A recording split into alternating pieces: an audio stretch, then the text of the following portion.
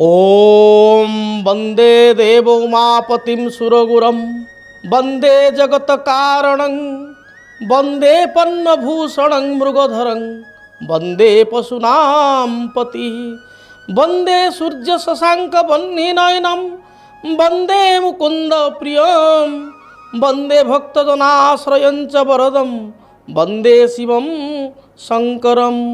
ओं नमः शिवाय, ओं नमः शिवाय। जय जगन्नाथ। नमस्कार दर्शक बंधु, मु ज्योतिर्विद डॉक्टर भवानी शंकर महापात्र आपण को आज राशिफल कार्यक्रम को स्वागत जनाऊँगी। दर्शक बंधु आसतु जाणीनेवा आज दिनर पंचांग संपर्क। आज हूँ 11 मई मास बा मे मासर 11 तारिख सोमवार 2026 मसीहा ओडिया रे ज्येष्ठ मास कृष्ण पक्ष सौर मान रे मेष 28 दिन। आसतु जानिबा आज दिनर तिथि नक्षत्र दिनर पंचांग संपर्क। आज हूँ नवमी तिथि। नवमी तिथि सूर्योदय परठार अपराह्न 3 घंटा 38 मिनिट पर्यंत भोग हेबे। अपराह्न 3 घंटा 38 मिनिट परे दशमी तिथि आरंभ हेबे। आज दिनर नक्षत्र शतभिषा नक्षत्र। शतभिषा नक्षत्र सूर्योदय परठार भोर 2 घंटा 20 मिनिट पर्यंत भोग हेबे। रात्र बा भोर 2 घंटा 20 मिनिट परे पूर्व भाद्रपद नक्षत्र आरंभ हेबे। आज कुंभ राशि रे चंद्रमा दिवस रात्र 60 दंड संपूर्ण भोग हेबे। आसंतु जानिबा आज दिनर घातबार एवं घातचंद्र संपर्क। आज मिथुन राशि व्यक्ति विशेषकर घातबार एवं आज मिथुन तथा मीन राशि व्यक्ति विशेषकर घातचंद्र मध्य। मिथुन राशि व्यक्ति विशेषकर घात 12 और घातचंद्र उभय थिबारु आज दिन जगी रखी चलंतु। सतर्कता बा सावधानता अवलंबन करंतु।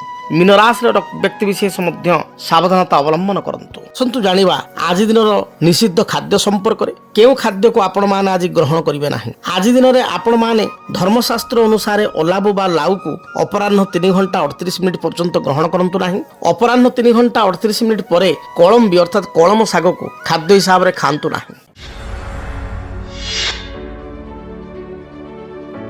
दर्शक बंधु आमे अनेक समय देखू अनेक व्यक्ति विशेष जानवाहन रे गति समय रे दुर्घटनाग्रस्त होइतांती।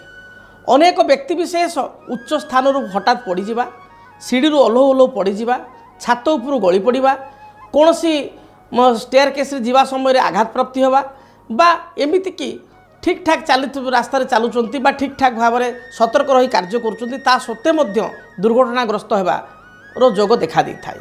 बेले बेले अनेक व्यक्ति भावती मो सहित यह घटना कहीं घटुची, मु रास्तार अलर्ट अच्छी प्रॉपर्ली गाड़ी चलैकी जाऊँगी, 4 व्हीलर हो 2 व्हीलर हो कि साइकिल हो मु ड्राइव करी प्रॉपर जाऊँगी चलैकी, किंतु मोर कौन दोष ना अन्य जन आसिक सैड्रु मत धक्का देला किंबा मु 5 जन गोटे रास्ता गले मोर सांगसाथी बंधुबांधव कहार किसी है मु गला बेलू मोर जोग एमती दुर्जोग मो पादरे कंटाटी फुटीगला। मु छातर ठिया 5 जन ठिया मुझे छिड़ा हठात मु गली पड़ली, मु सीढ़ी ओल्हो ओल्हो पड़गली। मो सहित बारंबार ये दुर्घटना कहीं होची।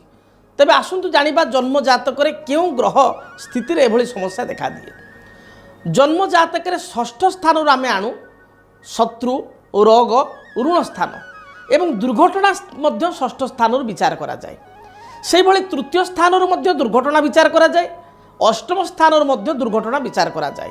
जेहेतु जन्मकुंडली रे बा आमर जन्म जातक रे चतुर्थ भाव बा 4th हाउस रु जान वाहन विचार करा जाय थाए, गाड़ी मोटर संपर्कित विचार करा जाय थाए, जान वाहन कथा विचार करा जाय थाए।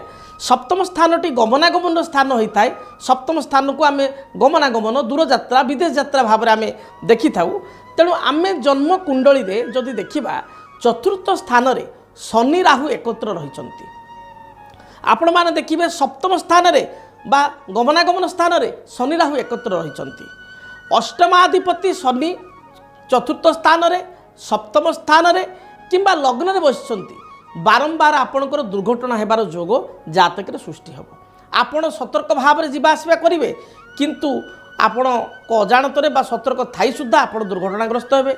निजे टिके अन्य मनस्क होइजिवे किंबा कौन सी गाड़ी आसी आपन धक्का देबो किंबा ओल्हेवा समय छात उपर आपण पड़िजिवे किंबा अन्य मनस्क भाव में बारंबार आपणकर दुर्घटनाग्रस्त हेबो।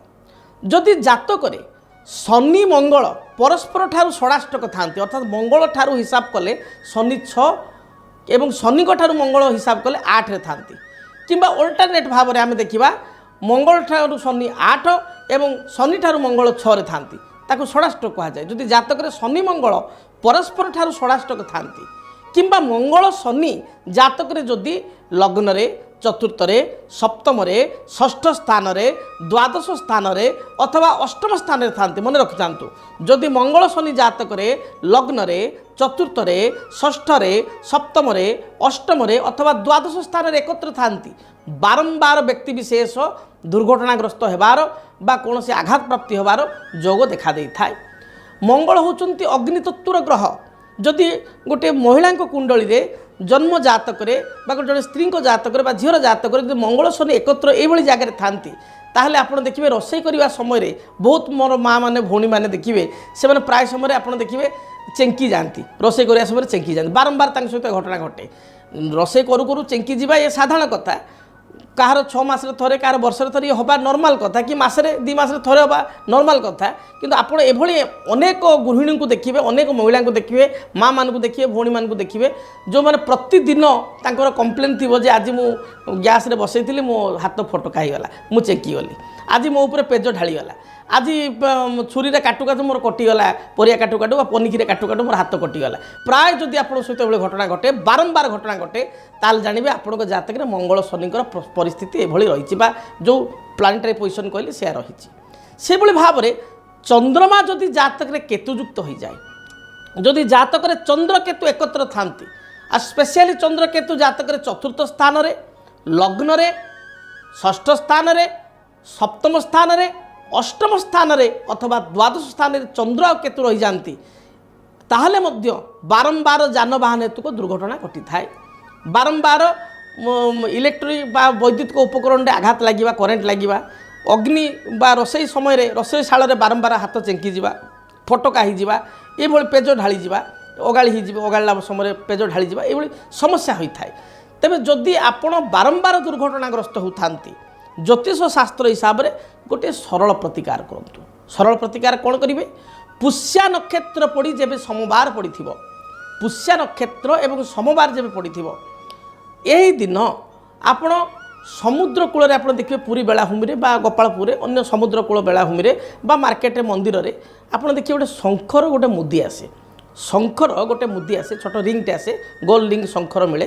ସେ ଶଙ୍ଖର ମୁଦିଟିକୁ ଆପଣ ଆଣିବେ ଏବଂ ଆପଣ ଯେକୌଣସି ଦିନ ଆଣିପାରିବେ, କିନ୍ତୁ ପୁଷ୍ୟା ନକ୍ଷତ୍ର ସୋମବାର ଦିନ ଆପଣ କୌଣସି ଦେବୀଙ୍କ ମନ୍ଦିରକୁ ଯିବେ, ଆପଣଙ୍କ ଘର ପାଖାପାଖି ଯେଉଁ ଦେବୀଙ୍କ ମନ୍ଦିର ଅଛି ଦେବୀଙ୍କ ମନ୍ଦିରକୁ ଯିବେ, ଭଗବତୀଙ୍କ ପାଖରେ ବା ଦେବୀଙ୍କ ପାଖରେ ନାମଗୋତ୍ରରେ ସେ ମୁଦିଟିକୁ ସ୍ପର୍ଶ କରାଇବେ। ବା ଯଦି 10 ମହାବିଦ୍ୟା ଅଛନ୍ତି ପ୍ରତ୍ୟେକ ଠାକୁରାଣୀ ମନ୍ଦିରରେ ବା ଦେବୀ ମନ୍ଦିରରେ ବେଢ଼ାରେ ବା ଗର୍ଭଗୃହ ମଧ୍ୟରେ 10 ମହାବିଦ୍ୟା ଥାନ୍ତି। ଚନ୍ଦ୍ରଙ୍କର ଇଷ୍ଟଦେବୀ ହେଉଛନ୍ତି ମା ଭୁବନେଶ୍ୱରୀ। ମା ଭୁବନେଶ୍ୱରୀଙ୍କ ନିକଟରେ ଏହି ଆପଣଙ୍କ ଶଙ୍ଖ ମୁଦିଟିକୁ ବା ରିଙ୍ଗ ଶଙ୍ଖର ରିଙ୍ଗଟିକୁ ମୁଦିଟିକୁ ସ୍ପର୍ଶ କରାଇବେ ଏବଂ ଦକ୍ଷିଣ ହାତର ଅନାମିକା ଆଙ୍ଗୁଠି ରିଙ୍ଗ ଫିଙ୍ଗରରେ ଆପଣ ଧାରଣ କରିବେ, ପୁରୁଷ ହୁଅନ୍ତୁ ମହିଳା ହୁଅନ୍ତୁ ଆପଣ ଧାରଣ କରିବେ। ଦେଖିବେ ଯଦି ଆପଣଙ୍କ ସହିତ ବାରମ୍ବାର ଆକସ୍ମିକ ଦୁର୍ଘଟଣା ଘଟୁଥାଏ, ଆପଣ ସତର୍କ ଥାଇ ମଧ୍ୟ ଦୁର୍ଘଟଣାଗ୍ରସ୍ତ ହେଉଥାନ୍ତି, ଆପଣଙ୍କର ବାରମ୍ବାର କିଛି ନା କିଛି ମାନେ ଦୁର୍ଘଟଣା ଯୋଗୁଁ ସମସ୍ୟା ଉପୁଜୁଥାଏ, ତାହେଲେ ତାହା ସମ୍ପୂର୍ଣ୍ଣ ବନ୍ଦ ହୋଇଯିବ। ଏହା ଏକ ଚମତ୍କାରୀ ଉପାୟ, ସାଧାରଣ ଉପାୟଟିଏ, ଚମତ୍କାରୀ ଉପାୟ। ଯଦି ପୁଷ୍ୟା ନକ୍ଷତ୍ର ଆଉ ସୋମବାର ସଂଯୋଗ ପଡ଼ୁନାହିଁ ତାହେଲେ ଯେକୌଣସି ଶୁକ୍ଳପକ୍ଷ ସୋମବାର ଦିନ ମଧ୍ୟ ଏ କାର୍ଯ୍ୟକୁ ଆପଣ କରିପାରିବେ, କିନ୍ତୁ ପୁଷ୍ୟା ନକ୍ଷତ୍ରରେ କାର୍ଯ୍ୟ କଲେ ଅଧିକ ଶୁଭପ୍ରଦ ହୋଇଥାଏ। ଯଦି ଆପଣ ଜାଣିପାରୁନାହାନ୍ତି ତାହେଲେ ଶୁକ୍ଳପକ୍ଷ ସୋମବାର ଏ କାର୍ଯ୍ୟକୁ କରିବେ। ଦେଖିବେ ବାରମ୍ବାର ଯଦି ଆପଣଙ୍କ ସହିତ ଆକସ୍ମିକ ଦୁର୍ଘଟଣା ଘଟୁଛି, ଗାଡ଼ି ମଟରରେ ଯାନବାହନରେ ଉଚ୍ଚ ସ୍ଥାନରୁ କିମ୍ବା କୌଣସି ପ୍ରକାରର ଫଟକା ଚେଙ୍କି ଲାଗିଯିବା ଯାହା ବି ହେଉଛି ହେଉ, ଏଇଭଳି ଦୁର୍ଘଟଣା ଘଟୁଛି ବାରମ୍ବାର, ଆପଣ ପ୍ରତିକାର କରିବା ଦ୍ୱାରା ଆପଣଙ୍କର ସମସ୍ତ ସମସ୍ୟାର ସମାଧାନ ହୋଇପାରିବ। ସେଇଭଳି ଏକ ପ୍ରତିକାର କରିବା ସହିତ ଆଉ ଏକ ପ୍ରତିକାର କରିପାରିବେ କ୍ଷୀରକୋଳି ବୃକ୍ଷ, ଯାହାକି ଚନ୍ଦ୍ରଗ୍ରହଙ୍କର ବୃକ୍ଷ। କ୍ଷୀରକୋଳି ବୃକ୍ଷକୁ କୁଣ୍ଡରେ ଲଗାଇ ଚନ୍ଦନ, ସିନ୍ଦୁର, ଦୀପ, ଧୂପ, ଧଳା ରଙ୍ଗର ଫୁଲ ଦେଇ ଯଦି ପ୍ରତ୍ୟେକ ଦିନ ପୂଜା କରିବେ ତାହେଲେ ମଧ୍ୟ ଆପଣମାନେ ଅନୁଭବ କରିବେ ଯଦି ଯାନବାହନରେ ସ୍ପେଶାଲି ବାରମ୍ବାର ଦୁର୍ଘଟଣା ଘଟୁଛି ତାହେଲେ ଏ ଦୁର୍ଘଟଣା ମଧ୍ୟ ଘଟିବ ନାହିଁ। ଏବଂ ବାରମ୍ବାର ଦୁର୍ଘଟଣା ଘଟୁଥିଲେ ଆପଣ ଦୁର୍ଘଟଣା ନାଶକ ଏକ ଯନ୍ତ୍ର ବା ଦୁର୍ଘଟଣା ନିବାରକ ଯନ୍ତ୍ର ସିଦ୍ଧ କରାଇ କୌଣସି ଅଭିଜ୍ଞ ବ୍ରାହ୍ମଣଙ୍କ ଦ୍ୱାରା ଜ୍ୟୋତିର୍ବିଦଙ୍କ ଦ୍ୱାରା ପୂଜା ପାଠ କରାଇ ସିଦ୍ଧ କରାଇ ବା ପ୍ରାଣ ପ୍ରତିଷ୍ଠିତ କରାଇ ଘରେ ପୂଜା ଘରେ ସ୍ଥାପନା କରି ଧଳା ଫୁଲରେ ଯଦି ପ୍ରତ୍ୟେକ ଦିନ ପୂଜା କରିବେ, ଧୂପ ଦୀପ ନୈବେଦ୍ୟ ପ୍ରଦାନ କରିବେ, ତାହେଲେ ମଧ୍ୟ ଦୁର୍ଘଟଣାରୁ ଆକସ୍ମିକ ଦୁର୍ଘଟଣାରୁ ଆପଣ ରକ୍ଷା ପାଇପାରିବେ। କିନ୍ତୁ ପ୍ରଥମ ପ୍ରତିକାରଟି ଯେଉଁ କହିଲି ଶଙ୍ଖ ମୁଦି, ଏହା ଅତି ସହଜ ଉପାୟ ଏବଂ ଏହା ବହୁ ପରୀକ୍ଷିତ ଉପାୟ। ତେଣୁ ପ୍ରଥମ ଉପାୟଟିକୁ କରିବା ପାଇଁ 100% ଆପଣ ଚେଷ୍ଟା କରନ୍ତୁ, 100% ଚେଷ୍ଟା କରନ୍ତୁ। ତେବେ ହଁ ଦର୍ଶକ ବନ୍ଧୁ, ସମୟ ଇସାରା ଦେଲାଣି ଜାଣିବା ଆଜିର ରାଶିଫଳ ସମ୍ପର୍କରେ। ଦେଖିବା ମେଷ ଠାରୁ ମୀନ ପର୍ଯ୍ୟନ୍ତ ଦ୍ୱାଦଶ ରାଶିର ବ୍ୟକ୍ତିବିଶେଷଙ୍କ ପାଇଁ ଆଜିର ଦିନଟି କିପରି ବିତିବ। ସର୍ବପ୍ରଥମେ ମେଷ ରାଶି। ମେଷ ରାଶିର ବ୍ୟକ୍ତିବିଶେଷଙ୍କ ପାଇଁ ଦିନଟି ସୁଖପ୍ରଦ ରହିବ। ନୂତନ ଭୂମି, ଗୃହ, ଯାନବାହନ, ଘରକରଣା ଦ୍ରବ୍ୟ ଗୃହକୁ କ୍ରୟ କରି ଆଣିବେ। ପାରିବାରିକ ଜୀବନରେ କୌଣସି ବାଧାବିଘ୍ନ ଥିଲେ ତାହା ଦୂରୀଭୂତ ହେବ। ସନ୍ତାନଙ୍କ କାର୍ଯ୍ୟକଳାପକୁ ନେଇ ଆତ୍ମସନ୍ତୋଷ ବ୍ୟକ୍ତ କରିବେ। ଆଜି ଦିନରେ ଦୂରଯାତ୍ରା କରିବା ପାଇଁ ଆପଣଙ୍କୁ ସୁଯୋଗ ମିଳିବ। କୌଣସି ମାଙ୍ଗଳିକ କାର୍ଯ୍ୟରେ ଯୋଗଦାନ କରିବେ। ଶୁଭ ରଙ୍ଗ ହିସାବରେ ଦିନଟିରେ ଖଇର ବା ମେରୁନ୍ କଲରକୁ ବ୍ୟବହାର କରନ୍ତୁ, ଶୁଭଫଳ ପ୍ରାପ୍ତି କରିବେ।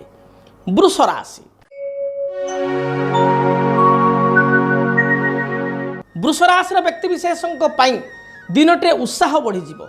ପାରିବାରିକ ଜୀବନରେ କୌଣସି ବାଧା ବିଘ୍ନ ସମସ୍ୟା ଥିଲେ ତାହା ଦୂରୀଭୂତ ହେବ। କର୍ମକ୍ଷେତ୍ରକୁ ନେଇ ଦୂରଯାତ୍ରା କରିବେ। ମାନସିକ ଚିନ୍ତା ଦେଖା ଦେଇପାରେ। ଦୂରଯାତ୍ରା କରିବା ପୂର୍ବରୁ ଆପଣ ପକେଟରେ ଗୋଟିଏ ଧଳା ରୁମାଲ ବା ହ୍ୱାଇଟ୍ କଲରର ରୁମାଲଟେ ରଖି ଦୂରଯାତ୍ରା କରନ୍ତୁ, ଯାତ୍ରା ହେତୁକୁ ଶୁଭଫଳ ପ୍ରାପ୍ତି କରିବେ। ବ୍ୟବସାୟୀମାନଙ୍କ ପାଇଁ ଦିନଟି ଅନୁକୂଳ ରହିଛି। ଗୃହିଣୀମାନେ ଆଜି ଦିନରେ ଉଚ୍ଚ ପ୍ରଶଂସିତ ହେବେ। ପରିବାର ସଦସ୍ୟଙ୍କର ମନ ନେଇ ଚଳିବେ।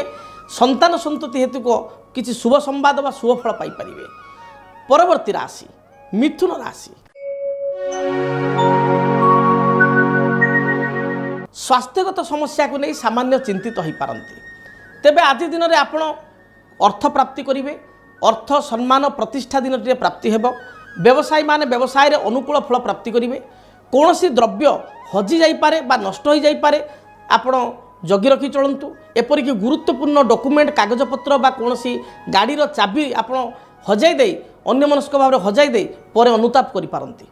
ଆଜି ଦିନରେ ଶୁଭଫଳ ପ୍ରାପ୍ତି ପାଇଁ ସବୁଜ, ନୀଳ କିମ୍ବା ଗୋଲାପୀ ରଙ୍ଗର ବସ୍ତ୍ର ପରିଧାନ କରନ୍ତୁ, ଦିନଟି ଶୁଭପ୍ରଦ ହେବ। କର୍କଟ ରାଶି। ଦେହ ମନ ସମ୍ପୂର୍ଣ୍ଣ ରୂପରେ ଭଲ ରହିବ। ପାରିବାରିକ ଜୀବନରେ କୌଣସି ବାଧାବିଘ୍ନ ଥିଲେ ତାହା ଦୂରୀଭୂତ ହେବ। ମାଙ୍କ ଠାରୁ କୌଣସି ଉପହାର ପ୍ରାପ୍ତି କରିବେ। ପୂର୍ବରୁ ପୈତୃକ ସମ୍ପତ୍ତିକୁ ନେଇ ବିବାଦ ଥିଲେ ତାହା ଦୂରୀଭୂତ ହେବ। ପାଖ ପଡ଼ୋଶୀଙ୍କ ସହିତ ମତଭେଦ ଥିଲେ ତାହା ଦୂରୀଭୂତ ହେବ। ଦିନଟି ଶୁଭପ୍ରଦ ରହିଛି। ପାରିବାରିକ ଜୀବନ, କର୍ମକ୍ଷେତ୍ର, ବ୍ୟବସାୟିକ ଜୀବନ ସୋମୋଟ ଆପଣଙ୍କ ପାଇଁ ଶୁଭପ୍ରଦ ରହିବ। ଆପଣଙ୍କର ଆଜି ଦିନର ଶୁଭ ରଙ୍ଗ ଧଳା ଏବଂ ନୀଳ। ଏହି ରଙ୍ଗର ବସ୍ତ୍ର ପରିଧାନ କରନ୍ତୁ, ଦିନଟି ଶୁଭପ୍ରଦ ହେବ। ସିଂହ ରାଶି। ପାରିବାରିକ ଜୀବନରେ କୌଣସି ମତଭେଦ ଥିଲେ ଆଜି ଦୂରୀଭୂତ ହେବ। ସାମୂହିକ କାର୍ଯ୍ୟରେ ନିଜକୁ ଯୋଗଦାନ କରି ଆଶ୍ୱସ୍ତି ମନେ କରିବେ। ନେତୃତ୍ୱ ନେବେ ବା লিডরশিপ କ୍ୱାଲିଟି ଆପଣଙ୍କ ଭିତରେ ଦେଖାଦେବ। କର୍ମକ୍ଷେତ୍ରରେ ଉଚ୍ଚ ପଦାଧିକାରୀଙ୍କ ସହିତ ମତଭେଦ ଦେଖାଦେଇପାରେ। ସହକର୍ମୀଙ୍କ ସହିତ କିଛି କଥାକୁ ନେଇ ମତାନ୍ତର ବା ମତଭେଦ ଉପୁଜିପାରେ। ଦୂରଯାତ୍ରାର ଯୋଗ ରହିଥିବାରୁ ପୂର୍ବାହ୍ନ ସମୟରେ ଦୂରଯାତ୍ରା କରିପାରନ୍ତି। ସନ୍ତାନଙ୍କ କାର୍ଯ୍ୟକଳାପକୁ ନେଇ ଅସନ୍ତୋଷ ବ୍ୟକ୍ତ କରିପାରନ୍ତି। ଆଜି ଦିନରେ ସିଂହ ରାଶିର ପୁରୁଷ ଏବଂ ମହିଳାଙ୍କର ଜୀବନସାଥୀଙ୍କ ସହିତ ତର୍କ ବିତର୍କ କଳହ ବଢ଼ିଯାଇପାରେ। ଭାଇଙ୍କର କଥାବାର୍ତ୍ତାକୁ ନେଇ ଚିନ୍ତିତ ହୋଇପାରନ୍ତି। ଦିନ ବିଶେଷ ଭଲ ଯାଉନଥିବାରୁ ଆପଣ ଆଜି ଦିନରେ ଭଗବାନ ସୂର୍ଯ୍ୟଙ୍କୁ ଗାଧୋଇ ସାରି ଜଳାର୍ଘ୍ୟ ପ୍ରଦାନ କରନ୍ତୁ ଏବଂ ଓମ୍ ଘୃଣୀ ସୂର୍ଯ୍ୟାୟ ନମଃ ଏହି ମନ୍ତ୍ରକୁ ଅତି କମ୍ରେ 21 ଥର ଜପ କରି ଦୂରଯାତ୍ରା କରନ୍ତୁ। ଯାତ୍ରା ହେତୁ ଗରିଷ୍ଠ ଖଣ୍ଡନ ହେବ। କନ୍ୟା ରାଶି। କନ୍ୟା ରାଶିର ବ୍ୟକ୍ତିବିଶେଷଙ୍କ ପାଇଁ ଦିନଟି ଅତ୍ୟନ୍ତ ଶୁଭପ୍ରଦ ଅଟେ। ପୂର୍ବରୁ କୌଣସି ପ୍ରତୀକ୍ଷିତ ସମ୍ବାଦ ଆଜି ଦିନରେ ଶୁଣିପାରିବେ। ପାରିବାରିକ ଜୀବନ ସୁଖପ୍ରଦ ହେବ। ସନ୍ତାନ ସନ୍ତତିକୁ ନେଇ ସାମାନ୍ୟ ଚିନ୍ତିତ ହୋଇପାରନ୍ତି। ଦାମ୍ପତ୍ୟ ଜୀବନ ଅନୁକୂଳ ରହିବ ବା ସୁଖମୟ ରହିବ। ପୂର୍ବରୁ କୌଣସି ଅର୍ଥ ରାଶି ବା ବକେୟା ରାଶି ପାଇବା ପାଇଁ ଚାହୁଁଥିଲେ ଆଜି ଦିନରେ ବକେୟା ରାଶି ଆପଣଙ୍କୁ ମିଳିଯିବ। ଦିନଟିରେ ବ୍ୟବସାୟୀମାନେ ବ୍ୟବସାୟରେ ଶୁଭଫଳ ପ୍ରାପ୍ତି କରିବେ। ଦିନ ମଧ୍ୟମ ଧରଣ ଥିବାରୁ ଦିନକୁ ଶୁଭରେ ପରିଣତ କରିବା ପାଇଁ ବା ଅନୁକୂଳ କରିବା ପାଇଁ ଆପଣ ମା ଦୁର୍ଗାଙ୍କୁ ଦର୍ଶନ କରନ୍ତୁ। ଭଗବତୀ ମା ଦୁର୍ଗାଙ୍କ ନିକଟରେ ବା ଗ୍ରାମଦେବତୀଙ୍କ ନିକଟରେ, ଆପଣଙ୍କ ଗାଁରେ ଯିଏ ଗ୍ରାମଦେବତୀ ଅଛନ୍ତି ତାଙ୍କ ନିକଟରେ 7 ଗୋଟି ମନ୍ଦାର ଫୁଲ ଅର୍ପଣ କରି ଦୂରଯାତ୍ରା କରନ୍ତୁ ବା କର୍ମସ୍ଥଳକୁ ଯାତ୍ରା କରନ୍ତୁ। ଦିନଟି ଶୁଭପ୍ରଦ ହେବ। ଯଦି ଆପଣଙ୍କ ଜୀବନରେ ବ୍ୟକ୍ତିଗତ, ପାରିବାରିକ ସମସ୍ୟା, କର୍ମକ୍ଷେତ୍ର ନିଯୁକ୍ତି, ବୈବାହିକ ସମସ୍ୟା, ବାସ୍ତୁଦୋଷ ଏବଂ ମାଲି ମକଦ୍ଦମା ଆଦି ସମସ୍ୟା ଥାଏ, ତାହେଲେ ସମସ୍ୟାର ସମାଧାନ ଓ ପରାମର୍ଶ ପାଇଁ ଆମକୁ ଯୋଗାଯୋଗ କରନ୍ତୁ। ଜ୍ୟୋତିର୍ବିଦ doctor Bhabani Shankar Mahapatra, Budheswari colony, plot number 26, Bhubaneswar. Phone number 9776833302, 9439444924। ଆମର ୱେବସାଇଟ୍ www.srijagannathastro.com। ତୁଳା ରାଶି। ତୁଳା ରାଶିର ବ୍ୟକ୍ତିବିଶେଷ କର୍ମକ୍ଷେତ୍ରକୁ ନେଇ ଦୂରଯାତ୍ରା କରିବେ। ପାରିବାରିକ ଜୀବନ ସୁଖପ୍ରଦ ହେବ। ଦେହ ମନ ସମ୍ପୂର୍ଣ୍ଣ ରୂପରେ ସୁସ୍ଥ ରହିବ। ପରିଶ୍ରମୀ ହେବେ। ନିଜର ଦୃଢ଼ ଚିନ୍ତା ଦ୍ୱାରା ବା ନିଜର ଦୃଢ଼ କର୍ମ ଦ୍ୱାରା ଆଜି ଅସାଧ୍ୟ କାର୍ଯ୍ୟକୁ ସାଧ୍ୟ କରିବେ। ବ୍ୟବସାୟୀଙ୍କର ବ୍ୟବସାୟ କ୍ଷେତ୍ର ଟିକିଏ ମାନ୍ଦା ଯାଇପାରେ। ଆଜି ଦିନରେ ଅର୍ଥ ଖର୍ଚ୍ଚର ଯୋଗ ଅପରାହ୍ନ ସମୟରେ ରହିଛି। ବନ୍ଧୁ ଦର୍ଶନ ସହିତ କୌଣସି ଗୃହଜାତ ସାମଗ୍ରୀ କ୍ରୟ କରିବେ। ଭୋଜି ଭାତ ବା ଆନୁଷ୍ଠାନିକ କାର୍ଯ୍ୟରେ ଯୋଗଦାନ କରି ଆପଣଙ୍କୁ ଟିକିଏ ଅର୍ଥ ଖର୍ଚ୍ଚ କରିବାକୁ ପଡ଼ିବ। ଆପଣଙ୍କ ପାଇଁ ଶୁଭ ରଙ୍ଗ ଧଳା ଏବଂ ନୀଳ। ଧଳା ନୀଳ ଆକାଶୀ ରଙ୍ଗକୁ ମଧ୍ୟ ବ୍ୟବହାର କରିପାରିବେ। ଏହି ରଙ୍ଗର ବସ୍ତ୍ର ପରିଧାନ କରନ୍ତୁ। ଦିନଟି ଶୁଭପ୍ରଦ ହେବ। ବିଚ୍ଛା ରାଶି। ବିଚ୍ଛା ରାଶିର ବ୍ୟକ୍ତିବିଶେଷଙ୍କ ପାଇଁ ଦିନଟି ମିଶ୍ରିତ ଫଳ ପ୍ରଦାନ କରିବ। ପାରିବାରିକ ଜୀବନରେ ପୂର୍ବରୁ କୌଣସି ତିକ୍ତତା ଥିଲେ ତାହା ଦୂରୀଭୂତ ହେବ। ସନ୍ତାନ ହେତୁକ ଶୁଭ ଫଳ ପ୍ରାପ୍ତି କରିବେ। ଆଜି ଦିନରେ ଶାଶୁ ବୋହୂଙ୍କ ମଧ୍ୟରେ କିମ୍ବା ନଣନ୍ଦ ଭାଉଜଙ୍କ ମଧ୍ୟରେ ଛୋଟ ଛୋଟ କଥାକୁ ନେଇ ବାକ୍ ବିତଣ୍ଡା ବା ଯୁକ୍ତିତର୍କ ଦେଖା ଦେଇପାରେ। ଯଦି ପୂର୍ବରୁ କୌଣସି ଅର୍ଥରାଶି ପାଇବା ପାଇଁ ଚାହୁଁଛନ୍ତି, ଦିନଟିରେ ପୂର୍ବରୁ ନିର୍ଦ୍ଧାରିତ ଅର୍ଥରାଶିକୁ ଫେରସ୍ତ ପାଇବେ। ଆଜି ଦିନରେ ପାଖ ପଡ଼ୋଶୀଙ୍କ ସହିତ ସାମାନ୍ୟ କଳହ ଦେଖା ଦେଇପାରେ। ଅନ୍ୟକୁ ବିଶ୍ୱାସ କରି ସାହାଯ୍ୟ କରି ପଶ୍ଚାତାପ କରିପାରନ୍ତି, ଅନୁତପ୍ତ ହୋଇପାରନ୍ତି। ଦିନଟିରେ ଶୁଭଫଳ ପ୍ରାପ୍ତି ପାଇଁ ଆପଣ ହନୁମାନ ଚାଳିଶା ପାଠ କରନ୍ତୁ। ହନୁମାନଙ୍କ ସିନ୍ଦୁର ମସ୍ତକରେ ଲଗାଇ ଦୂରଯାତ୍ରା କରନ୍ତୁ। ଧନୁରାଶି। ଆୟ ବ୍ୟୟ ମୋଟାମୋଟି ସମାନ ରହିବ। ପାରିବାରିକ ଜୀବନ ମିଶ୍ରିତ ଫଳ ପ୍ରଦାନ କରିବ। ସନ୍ତାନଙ୍କ କାର୍ଯ୍ୟକଳାପକୁ ନେଇ ସାମାନ୍ୟ ଚିନ୍ତିତ ହେବେ। ଦାମ୍ପତ୍ୟ ଜୀବନରେ ପୂର୍ବରୁ କୌଣସି ମତଭେଦ ଥିଲେ ତାହା ଦୂରୀଭୂତ ହେବ।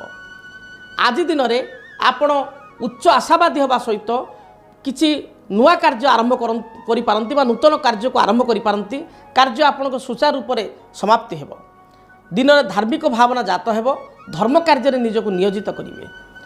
ଆପଣଙ୍କ ପାଇଁ ଶୁଭ ରଙ୍ଗ ହଳଦୀ, ସୁନେଲି ଏବଂ ଗୋଲାପୀ। ଏହି ରଙ୍ଗର ବସ୍ତ୍ର ଦିନଟିରେ ପରିଧାନ କରନ୍ତୁ। ମକର ରାଶି। ଦେହ ମନ ସମ୍ପୂର୍ଣ୍ଣ ରୂପରେ ସୁସ୍ଥ ରହିବ। ଆଜି ଦିନରେ ଦୂରଯାତ୍ରା କରିବା ପାଇଁ ଆପଣ ସୁଯୋଗ ପାଇବେ। ସନ୍ତାନଙ୍କର କାର୍ଯ୍ୟକଳାପରେ ଆପଣ ଆଶ୍ୱସ୍ତି ଲାଭ କରିବେ ବା ଆନନ୍ଦିତ ହେବେ। ଦିନଟିରେ ବିଦେଶ ଯାତ୍ରାର ଯୋଗ ରହିଛି। ଆଜି ଦିନରେ ସନ୍ତାନଙ୍କର ବିଦେଶ ଯାତ୍ରା, ନିଜର ବିଦେଶ ଯାତ୍ରା ବା ବନ୍ଧୁଙ୍କ ସହିତ ଦୂରଯାତ୍ରା କରିବାର ସୌଭାଗ୍ୟ ପ୍ରାପ୍ତି ହେବ।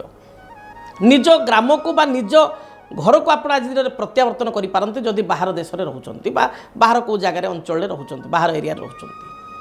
ଆଜି ଦିନରେ ପେଟଜନିତ ସମସ୍ୟା ଦେଖା ଦେଇପାରେ। ନିଜ ଅନ୍ତରର କଥା, ମନର କଥା ଅନ୍ୟ ଆଗରେ ପରିପ୍ରକାଶ କରିବା ପାଇଁ ସଂକୋଚ କରିପାରନ୍ତି।